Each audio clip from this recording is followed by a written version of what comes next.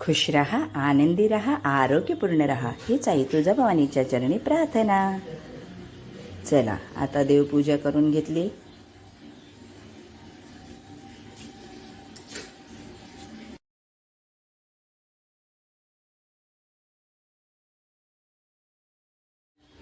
सकाळी उठलो की मग चला सकाळची आपली दिवसाची सुरुवात झाली.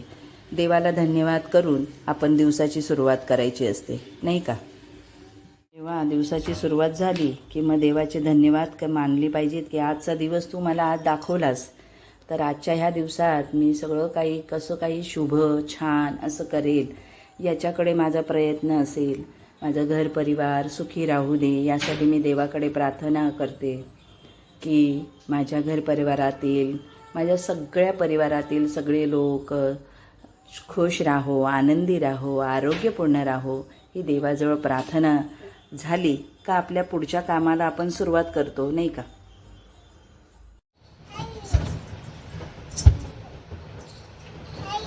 हां, मी जेव्हा आजारी होती ना तर मोनिकाने माझी एवढी म्हणजे सेवाच केली, नाही का? मोनिकाने सगळं घरातलं आवरलं अगदी व्यवस्थित सगळं. अगदी मी तर पार्लरला तर जातच नव्हते, पण घरामध्ये पण भरपूर कामं असतात ना, त्यात आमची बाई पण नव्हती. तर मोनिकाने ना भरपूर म्हणजे खूपच सगळी घराची जबाबदारी घेतली होती. सगळं अगदी करत होती ती व्यवस्थित अशी. तर मग चला आपण पण मी थोडीफार मदत करायची ना तिला, मग पार्लरला जायची. त्यामुळे मोनिकाही माझी आता सक्षम गृहिणी झाली बरं का. आयुष्य कसं असतं माहिती का? आयुष्य सगळ्यांनाच माहिती असतं, नाही का? कसं असतं ते. चांगलं असतं, वाईट असतं, मध्यम असतं. प्रत्येकाचं वेगळ्या वेगळ्या आयुष्याच्या कल्पना. आणि मग प्रत्येकजण आपल्या आपल्या परीने आपलं आयुष्य सुंदर बनवण्याचा प्रयत्न करत असतं. सगळेच जण करतात, कारण आयुष्य असं छान पद्धतीने जगावं हे प्रत्येकाला वाटत असतं. आणि प्रत्येकाने आपलं आयुष्य छानच जगलं पाहिजे आणि सगळेजण जगत पण असतात. आयुष्याच्या प्रत्येकाच्या व्याख्याच वेगळ्या असतात. सुख दुःख तरी कोणाला काय माहिती असतात ना. आता जसं बघ, आंबट तिखट गोड सगळ्या चवी आपल्या स्वयंपाकघरामध्येच किती असतात ना, वेगळ्या चवी. तसंच आयुष्य आहे.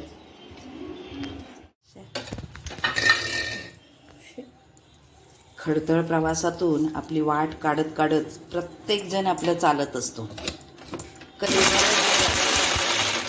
कधी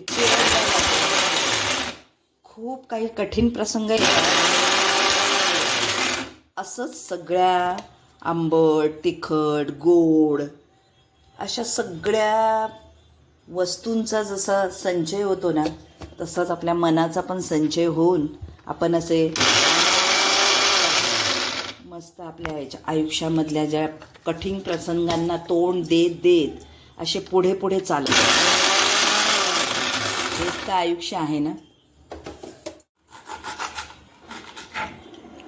सुहासिक असं बनवण्यासाठी त्यामध्ये एक एक कशाने हे सुंदर होईल, कसं हे छान आकर्षक दिसेल आणि चवीला पण बरं का कसं होईल हे आपल्याला स्वयंपाकघर शिकवत असतो. त्यामुळे प्रत्येक गृहिणी यात काय टाकलं तर कुठला रंग येईल आणि यात काय काय टाकलं नाही तर ह्याचा स्वाद आपल्याला असा असा भेटेल हे प्रत्येक गृहिणीला माहिती असतं. आपलं पूर्ण आयुष्य काय, आपलं पूर्ण जीवन आपण असं घुसळून काढत असतो. असं घुसळल्यामुळे आहे ना आपलं पण मंथन होतं आणि त्यातून छान आपले गुणधर्म बाहेर येत असतात. आणि प्रत्येकाने असं स्वतःलाही घुसळलं पाहिजे. बघा, दुधापासून बनते साय, नाही का? आणि साईपासून मग आपण जेव्हा तूप बनवायला काढतो तेव्हा ताक बनतं, दही बनतं, मग तूप बनतं. मग हा गुणधर्म बघा, प्रत्येक एकच दूध आहे पण त्यातून एवढं असं निघत असतं. आणि प्रत्येकाचं एक एक काहीतरी आहे. तसं आपल्या आयुष्यामध्ये पण प्रत्येक गुण आपले असे घुसळून निघाले पाहिजे असं मला वाटतं. आणि ते घुसळताना कुठले कुठले अनुभव आले, चांगले आले, वाईट आले, तरीसुद्धा त्यातून आपण मनुष्यानं शिकत असतो, नाही का? काय वाटतं की आयुष्य काय काहीच नाही, पण नाही. आपला गोडवाही मिसळलाच पाहिजे त्यामध्ये. आपला गोडवा मिसळून आपण हे त्यामध्ये घुसळत असतो आपल्याला पण, नाही का? जसं काही तर मग प्रत्येक आपलं यश मिळवण्यासाठी आपणही असेच होत असतो, नाही का? आयुष्यामध्ये अचानक कोणी एवढा मोठं होतं का? त्यासाठी थोडंसं नमकीन तर व्हावंच लागतं, नाही का? आणि आता आपल्या आयुष्यामध्ये छान गोडवा, त्याला घट्टपणा, जसं आपण गृहिणी आहे आपल्या पाककलेतून दाखवत असते, तसं प्रत्येक पदार्थ बनवताना जसं घट्ट कसं होईल, ह्याला चव कशी येईल, तसं आपण आयुष्याला पण वळण देताना आपलं नातं घट्ट कसं होईल, आपल्या नात्यात गोडवा कसा येईल. आपल्या नात्यात सतत गोडवा पण राहिला तरी प्रॉब्लेमच आहेत, नाही का? त्यामुळे थोडंसं चटपटीत आपलं आयुष्य आणि आपलं नातं कसं होईल याकडे प्रत्येकजण लक्ष देऊन असतो. आणि ते करायचं काम प्रत्येक गृहिणीला येतं असं मला वाटतं. आणि गृहिणीच आपल्या घरचा पाया असतो, नाही का? दुर्वा माझं पाहिलं आणि लगेच घुसळायला आली बघा. अशीच तर नाती तयार होतात, नाही का? आणि आमचं बघते आणि तसंच दुर्वा करायला बघते. मोठी झाली की असंच कर बरं का. करणार आहेस ना? मुलांना गोडी पण निर्माण व्हायला हवी ना. असं हे नाही काही. फक्त आता ती काय म्हटली, आई तू कसं घुसळलंस तसं मी पण घुसळून बघते. घुसळलं त्याने छान. आता ना आपली कढी खूप सुंदर होणार आहे बरं का. प्रत्येकाला कसं वाटत असतं माहिती का, की ना हा एवढा पुढे गेला, मी मागे राहिलो. बरं, जो समोरचा पुढे जातोय त्याला खूप खूप कष्टातून जावं लागतं, हे प्रत्येकाला माहिती असतं. पण प्रत्येकाला असं वाटतं की मी का मागे. प्रत्येकजण आहे ना असं होरपळून निघालेला असतो. प्रत्येकाला त्याचं ना म्हणजे त्याने काय केलंय ना ते वाटत असतं, की असं वाटत असतं की हा कसा पुढे गेला, पण तो पुढे का गेला, कसा गेला, आपण त्याचा प्रवास बघत असतो. पण उगीच जळणारे भरपूर असं म्हणतो ना आपण, उगीच जळणारे असतात. त्यामागे त्यांचे खूप कष्ट असतात. प्रत्येकाचं जो कष्ट करतो, जो पुढे जाण्याची हिंमत दाखवतो, त्यांना तर यश येतं, नाही का? असं होरपळून निघाल्यावरच तर आपलं आयुष्य सुंदर बनतं ना. आणि हे आयुष्य बनवण्यासाठी आपल्याला खूप काही कष्टातून जावं लागतं. खूप कष्ट आपण करतो, आपण त्यामागे प्रयत्न करतो, आपल्या कष्टांची पराकाष्ठा गाठतो आणि मग कुठे आपल्याला प्रसिद्धी किंवा त्या गोष्टीमध्ये आपल्याला यश मिळतं. पण समोरच्याला ना माहिती असतं तरीसुद्धा तो माणूस कसा म्हणत असतो की हे कसे वर गेले, ह्यांना कसं हे भेटलं. पण प्रत्येक पुढे जाणाऱ्या माणसाला हे माहिती असतं की आपण जेव्हा कष्ट करतो, त्या गोष्टीची सातत्याने त्या गोष्टीचा असा ना पाठलाग करत राहतो, तेव्हाच आपल्याला मिळतं ना. जसं गृहिणी आपला पदार्थ छान बनण्यासाठी अगदी प्लॅनिंग करते. प्लॅनिंग म्हणजे काय, तिला सगळं माहितीच असतं. पण ती हा पदार्थ हा टाकला आपण तर आपल्या घरच्यांना तो आवडेल. ती किती ना अगदी शर्त करते की असं असं करूया आपण, मग हा पदार्थ आपल्या घरच्यांना आवडतो. आणि किती कष्ट घेऊन ती तो पदार्थ बनवते आणि त्याचा गोडवा जपते, त्यातला तिखटपणा जपते आणि त्यातला गोडवा तिखटपणा किती तेलकट पण हवं आहे, तुपकट पण हवं आहे, हेही ती बघते. आणि मग ती तो आपल्या समोर ताटामध्ये वाढून देत असते. पण तिचे कष्ट जे असतात ते प्रत्येकाला माहीत असतं, पण ते बोलून दाखवत नाही किंवा त्यांना माहिती असूनही बोलत नाही. तेच आहे या यशामध्ये पण. की प्रत्येकाला माहिती असतं यश गाठण्यासाठी किती किती प्रयत्न करावे लागतात. नशिबाची साथ, आपल्या प्रयत्नांची साथ अशी देऊन आपल्याला पुढे जायचं असतं. त्यामुळे थोडं कधीतरी पडतो, कधीतरी उठतो, मग परत पडतो, पण परत उठत राहणं हा आपला नियतीचा खेळच आहे. आणि आपण तो मनुष्य जन्मात येऊन आपण हा खेळ करतच असतो. याला तर जीवन म्हणतात. सुखादुखाची साथ, प्रत्येक गोष्टींची साथ आपल्या घरपरिवाराकडून तिला जेव्हा मिळते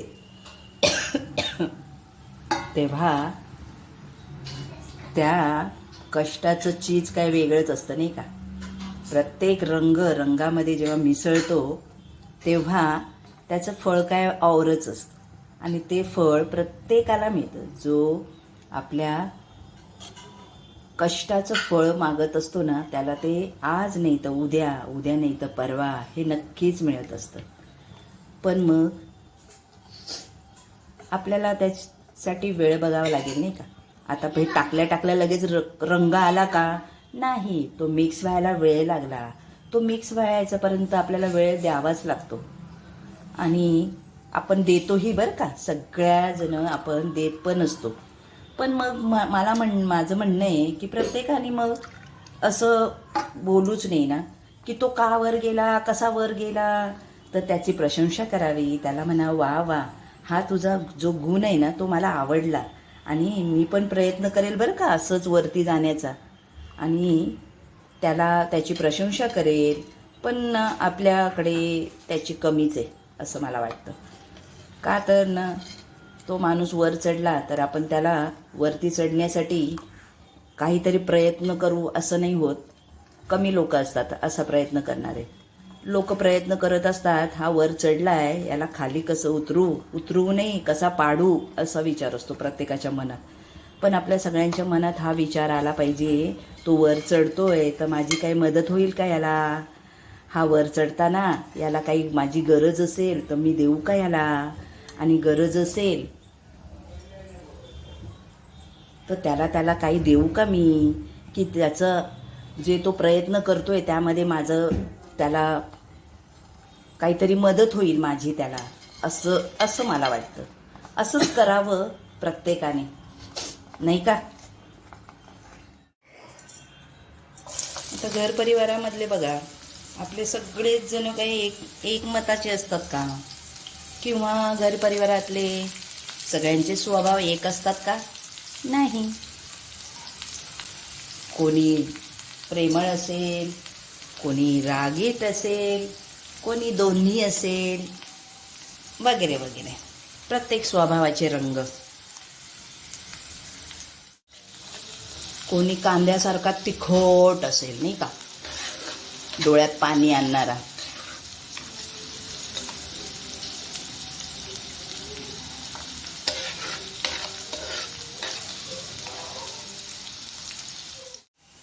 आणि कोणी असा रागीट असेल मसाल्यासारखा नाही का. आणि जर असं हे होण्यासाठी अँटीसेप्टिक हळद आपली आयुर्वेदिक तसाही असेल नाही का कोणीतरी आपल्या घरात असतंच असेल. आणि अजून जर असं असेल, अजून आपण म्हणतो ना अति रागीट, हा गरम मसाला नाही का. असंच आयुष्य आहे हो. त्याच्यावर उपाय म्हणून की काय, मिठासारखा पण नाही का, की तिखटपणा कमी करण्यासाठी साखर मिठासारखा असलेला असा पण आपल्या घरात कोणीतरी असतो नाही का. पण जेव्हा हे सगळे रंग एकत्र येतात, सगळे गुणधर्म एकत्र येतात, तेव्हा किती छान मिश्रण होतं बघा. असंच हवं की नाही, आयुष्यातही असंच हवं. आपल्या घरपरिवारात पण तसंच असलं पाहिजे की नाही. बरं, थोडंसं असं पण असतं बरं का, तिखटपणा आणि कमीपणा होण्यासाठी अजून आपण गृहिणी काय पदार्थ, हा शेंगदाण्याचा कूट नाही का, थोडा तिखटपणा कमी करण्यासाठी. तर असंही कोणतरी असतो आपल्या घरात.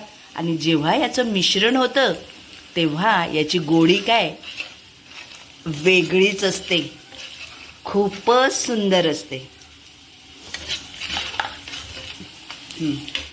अजून गोडी वाढवण्यासाठी हा जेव्हा भाजी जाते आपली, तसं पण कोणीतरी असतं नाही का, हेल्दी, आरोग्यदायी आणि सगळ्यांना असं एकत्र करणारी. ही सगळी एकच वस्तू नाही बरं का, सगळ्या वस्तू एकत्र येऊन जेव्हा होतं तेव्हा असं अप्रतिम होतं, हो की नाही. तर याची काय गोडी वेगळीच असेल नाही का. असंच आहे हे जीवन प्रत्येकाचं नाही का, तुमचं माझं सगळ्यांचंच. आपण त्याला गोडवा आणत असतो नाही का. आणि हे जरासं तिखट आहे. जरासं गोड आणि तिखट त्याच्यात दोन्ही पण आहे. हा नाही, यात गोड नाही टाकले, पण ही भाजी पण एक गोड टाकले, शेंगदाणे म्हणजे आपला तिखटपणा, हे त्यामध्ये तिखटपणा जाणवणार नाही म्हणून शेंगदाण्याचा कूट टाकलाय, कळलं. आणि गूळ आपण टाकला असता तर आपण खीरमध्ये गूळ टाकतो, साखर टाकतो, ती आपण कढीमध्ये टाकली साखर. त्यामुळे कढी अशी आहे ना, तिखट आंबट गोड अशी लागणार आहे, बरोबर आहे ना. आणि म्हणून ती खूप आवडते प्रत्येकाला नाही का. आणि मला तर खूपच आवडते. आणि खिचडी आणि कढी किंवा आपला भात आणि कढी खूपच सुंदर लागतं. आयुष्य पण असंच सुंदर लागलंच पाहिजे आपल्या सगळ्यांना नाही का. आंबट, तिखट, गोड आणि कसं सुंदर सुंदर, छान छान. खुश रहा, आनंदी रहा, आरोग्यपूर्ण रहा नाही का. आयुष्याच्या वळणावर आपल्याला असं वळावं लागतं ना, प्रत्येकालाच वळावं लागतं. यातून तर आपण शिकत असतो नाही का. आणि आपल्या जे करण्याची कृती असते ना, ते दुसरं पण घेतंय याची आपण लक्ष द्यायचं असतं आपल्याला. कारण आपण जे करत असतो ना, चांगलं वाईट, ते समोरचाही घेत असतो. त्यामुळे आपण करताना असं छानच कृत्य केलं पाहिजे, चांगलंच केलं पाहिजे, तर जेणेकरून त्यातून आपला घर परिवार, आपला समाज, आपला देश सगळे चांगले चांगले असे नाही का.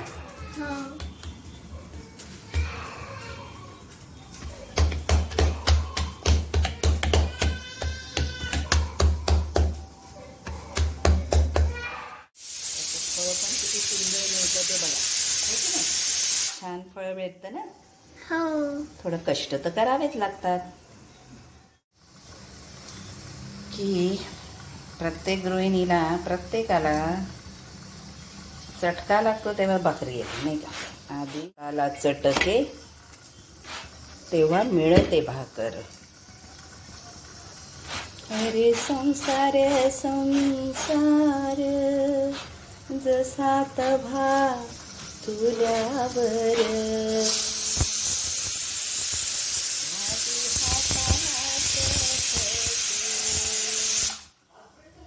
तेव्हा मिळते भाकर. अरे संसार संसार जसा तभा चुल्यावर, आधी हाताला चटके तेव्हा मिळते भाकर. भाकरी करताना पण आहे ना, आपल्याला अशी गोल कडा छान अशा येतात. तसंच आपलं आयुष्य आहे खडतर, तर तिला असं गोल करावं लागतं. आणि आपल्याला भूल बघायला लागतं की आपली कोणतरी कृती करते, तर आपली कृती कशी असली पाहिजे, चांगलीच असली पाहिजे ना. अशी भाकरी करताना ना त्याच्या कडा बघायला लागतात, समोरून व्यवस्थित येतं आहे की नाही ते बघायला लागतं. तसंच जीवन आहे, सगळं बघावं लागतं. आणि आपली कृती चांगली असेल तर मग आपल्याला हेही बघायला लागतं आपली कृती कशी आहे, कारण करत असतं नाही का. त्यामुळे आपणही कसं वागलं पाहिजे, तसंच की आपली कृती करणाराही व्यवस्थित तसाच वागलेला असला पाहिजे. मग पहा कसा जीवनाचा आनंद कसा द्विगुणित होतो तो. आणि असं पदार्थांचा गोडवा तसंच आपल्या गोडवा कायम राहतो, छान राहतो. जय अंबे.